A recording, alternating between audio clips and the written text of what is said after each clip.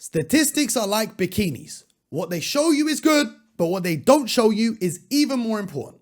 Now, if you don't understand that quote, stay with me until the end of the video because you will understand it by then. Today, I was sat here thinking, is there a statistic in the NBA that can accurately predict who the NBA champion will be? And I'm going to explain that in this video. I was going to do a really nice graphic video like Jimmy High Roller. However, I can't edit like Jimmy High Roller. Let me just keep it 100 with you. I don't think you have the facilities for that, big man. So instead, you're left with my notepad, me holding a pen to try and look intelligent. I should have put on some glasses. Maybe the most hood professor that's ever going to talk to you about statistics, and a lot of knowledge about the NBA that you might find really interesting. So the question is how to spot an NBA champion. And I looked at all the data for all the NBA champions since 1979. Why 1979? That's when the three-point line came in. So the modern era of the NBA, I looked at all of the data. And when I say I looked, I mean ChatGPT sorted it for me. So if there's any mistakes, blame the robots, don't blame me. But I looked at all the data, and the conclusion and the hypothesis I came to, yeah, we're bringing out the big words today, is that you have to have a top 6 net rating to become an NBA champion. If you don't know what a net rating is, teams have an offensive rating and they have a defensive rating. And then the defensive rating is subtracted from the offensive rating to get your net rating. Offensive rating, how many points you score per 100 possessions. For example, the OKC Thunder right now, they're scoring 119.1 points per 100 offensive possessions.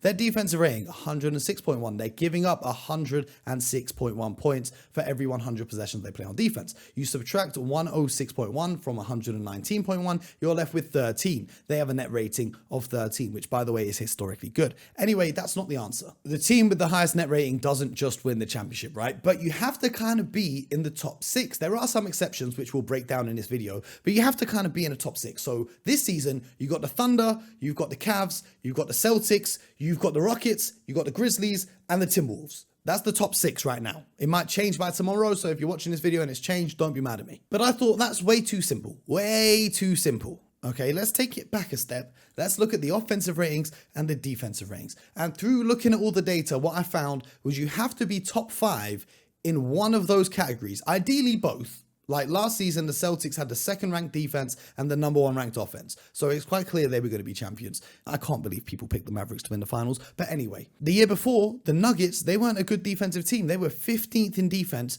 but luckily they had a top 5 offense, which carried them through. And there are some obvious anomalies to these kind of things. Like in 2018, the Warriors were the 11th ranked defense in the NBA. However, when they got to the playoffs, they were the number 1 ranked defense. They went from giving up 106.8 points per 100 possessions, which was 11th, to giving up only 102, which is 1st. And that's the best defensive rating we've seen from a championship team in the playoffs since the 2015 Warriors, right? So you got to be top 5 in either offense or defense. So let's look at the 6 teams that we have and see if they're top 5 in either one of those, right? So the Thunder are 1st in defense and 4th in offense. They get a check. They're contenders.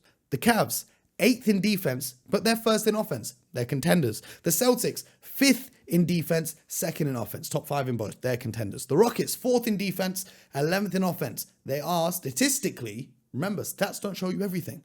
They are contenders, okay? The Grizzlies, however, even though they're 5th in net rating, they have the 12th ranked defense and the 6th ranked offense. They're out the window. And that's not even to talk about their coaching change. If you want to hear more about why they really fired Taylor Jenkins, check out the Hoop Genius podcast with 3-time NBA champion BJ Armstrong and 24-year NBA executive Scott Perry and myself. Linked in description. I'm advertising my own show on my own YouTube channel. So here we are. Anyway, the Timberwolves, 6th in defense, 9th in offense. We're taking them out of the contender pile. Okay, so every NBA champion in the modern era of the NBA has had either a top 5 offense or a top 5 defense, except for 3 teams. There are 3 teams that were exceptions to this rule. The 1995 Houston Rockets, the 2006 Miami Heat, and the 2011 Dallas Mavericks. So let's take a look at those teams a little bit closer to see what happened to let them win a championship despite statistically in the regular season, not statistically being championship caliber teams, okay? The 95 Rockets, they were a very inconsistent team. They made a mid-season trade for Clyde Drexler. Hakeem Olajuwon averaged 33 points in the finals, and they were the reigning champions. They had a lot of experience on that team. The Miami Heat, they made a mid-season change, but they got Pat Riley in as the coach of their team during the season. They had Dwayne Wade score 35 points in the finals, and they had a roster full of veterans. The Mavericks, They didn't make a huge midseason trade, but they picked up Peja Stojakovic in January, and he had a solid contribution to their playoff run. Dirk Nowitzki put up 48, 46, and 94 shooting splits, so that's 48% from the field, 46% from three, and 94% from the free throw line, right? That's like 50, 40, 90 club. He's just like one shot away from it. And they had a very, very strong veteran roster of experienced players, right? So there are three criteria here. A mid-season move, because you got to remember statistics like net rating encompass the entire season and not since the trade deadline or since this change, since you changed the coach. So you can't always just rely on those statistics. So that's factor number one. Factor number two is they had a superstar player that could go absolutely nuclear in the NBA Finals. Hakeem Olajuwon, Dwayne Wade, Dirk Nowitzki, all Hall of Fame talents, all some of the greatest players we've ever seen. And the third thing is that they all have veterans. And that's why the title of this video, unless I changed it because it wasn't doing well, the title of this video, why the Lakers have a 0% chance to win an NBA championship, is because they're not top 6 in net rating. They're not top 5 in offense or top 5 in defense. They did make a midseason trade. They do have 2 players that could go crazy in the NBA Finals, Luka and LeBron, but they don't have a lot of veterans on their roster. So, I don't know. But I looked at these teams, right? The Rockets were 11th in net rating that season. They won it in 95. The Heat were 7th in net rating in 06. And the Mavs were 8th in net rating. So I said, okay, instead of just looking at the top 6 this season, let's look at the top 11. So I already gave you the top 6. Thunder, Cavs, Celtics, Rockets, Grizzlies, and Timberwolves. Even though we've taken the Grizzlies and Timberwolves out of this. 7th, the Knicks. They didn't make a midseason trade, nor do they have a superstar I believe to be capable of doing a 33, 35 point average in the NBA Finals or shooting like Dirk Nowitzki. I love Jalen Brunson, I'm a fan, but I don't think he's on that level. Plus, Tibbs makes his players play so many minutes, they're going to be worn out by the time, if they even do get to the NBA Finals, right? 8th on the list is the Nuggets. They didn't make a midseason trade, but Nikola Jokic is absolutely more than capable of making a run at the NBA Finals and just putting up crazy numbers, okay? We know he's capable, so I'm going to put them in the maybe pile. The Clippers are in 9th. They didn't make a midseason trade, but with Kawhi Leonard coming back from injury, that's basically like signing one of the best free agents money can buy. We all know he's capable of taking over a series. We saw what he did in Toronto. We saw what he did in San Antonio on both sides of the ball. If healthy, Kawhi Leonard may just be the best player in the playoffs, if healthy, okay? So we're going to put them in the maybe pile with the Nuggets as well. The Warriors are in 10th. They made a midseason trade for Jimmy Butler, and Stephen Curry is more than capable of going nuclear in an NBA Finals series. I was there in the building for every game in 2022. It broke my heart as a Celtics fan, but Steph Curry can do what Steph Curry does. And Jimmy Butler ain't too bad in the playoffs either. And then the 11th place team in net rating right now is the Detroit Pistons. I love the Pistons. They have a great storyline. Cade's going to be great one day. They're not there yet. But if you do like Pistons, check out my video about Isaiah Stewart from last week, okay? Check that out. Anyway, they're the top 11 teams in net rating. The Lakers are currently 14th in net rating. So they're not in the top 11. They did make a midseason trade. They do have superstars, but they're 13th in offense and 15th in defense. Okay, that's the problem with the Lakers. So that's why I said statistically they have a 0% chance of winning the NBA Finals. But statistics don't show you everything. Like I told you before, they're like bikinis. They don't show you the whole picture.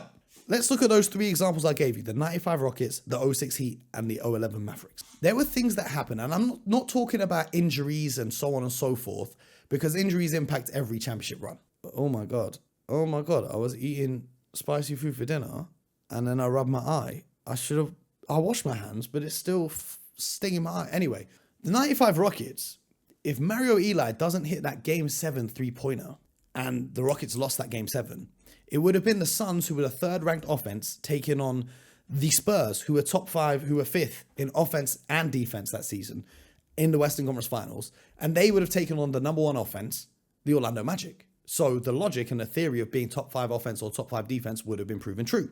Okay. In 06, the Mavs were the number 1 offensive team in the NBA according to offensive rating. If Dirk hit his free throws in Game 3, they would have gone up 3-0 in the series, and they most likely would have won that series. The Mavs in 11, speaking of Dirk Nowitzki, if they didn't go on that 22-5 run to close out Game 2 and tie the series, the Miami Heat could have easily gone up 3-0 in that, and they could have, like, if all 3 of those things have happened, then the statistic, this is like a proven theory with no exceptions. So I say all of that to basically say, even though statistics say that the Lakers have no chance of winning, you got Luka Doncic and you got LeBron James. If you can hit those big shots and improve your defense enough to hang around in these games, anything's possible. But right now, as it stands, here's the list of contenders that I have. The OKC Thunder, the Boston Celtics, the Cleveland Cavaliers, the Houston Rockets, but I'm putting them in the maybe pile due to the lack of experience. Maybe I should put the Cavs there, but at least they've been to the playoffs with this group before. In the contending pile, Thunder, Celtics, Cavs, Warriors, Clippers, if healthy, asterisks, Rockets, Nuggets. That's my list of contenders. I do think that the Lakers remind me of when they made the trade for Pau Gasol in 2008.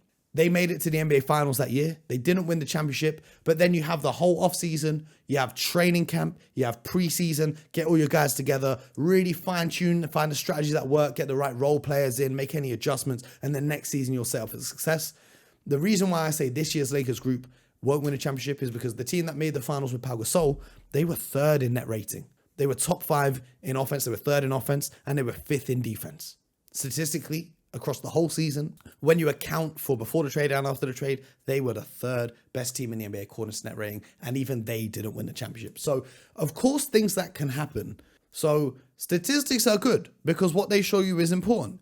To win an NBA championship, 9 times out of 10, you have to have either a top 5 defense or a top 5 offense, right? 9 times out of 10, you basically got to be top 6 in net rating, but we'll extrapolate the data. I'm putting out all the fancy words and say top 10, top 11. Okay, cool.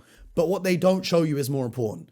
The other aspects, the key shots that I talked about, the being missing free throws, the long run at the end of a game to swing the momentum of a series. Those are the things that the statistics don't show you. So even though, according to the data, the Lakers have a 0% chance of winning a championship, when you put Luka Doncic on the floor in a playoff series, you've always got a chance. When you put LeBron James with enough rest on the floor at this stage of his career in a playoff series, you've got a chance. So Lakers fans, I know you're mad at the rage bait and the clickbait tile, but according to the numbers, they are what they are. Let me know in the comments who you guys think will be the NBA champions this season. There's just 2 weeks to go of the regular season. The Thunder, not enough experience, but the regular season statistics, I didn't even go into like the advanced statistics. Their statistics are just off the chain. The Cavs, offensively, off the chain. They've hit a little rough stretch of form. The Celtics, the defending champions though, they're top 5 in both. The Rockets, if that defense holds up in the playoffs and they can find a way to generate some easier offense, they might be there. The Grizzlies and the Timberwolves, I've not got them as contenders in my book. The Knicks are not contenders in my book. The Nuggets, because of the Nikola Jokic factor, and you can't account for Jamal Murray being a whole different player when it comes to the playoffs. Got to put them in there. You got to put them in there. The Clippers, if Kawhi Leonard stays healthy, most definitely. The Warriors, most definitely. Pistons, not yet. But that's my list of contenders. If I had to pick one today, that's a tough question. I'm a Celtics fan, so I don't want to be biased here. I'm going to take the Celtics off the table. And I'm going to say it's the Thunder or the Warriors. Let me know what you think in the comments. We're going to be back to doing breakdown videos that you enjoy, like the other ones on my channel. Check them out across my channel. We're back to consistency. Subscribe. And until next time, get buckets.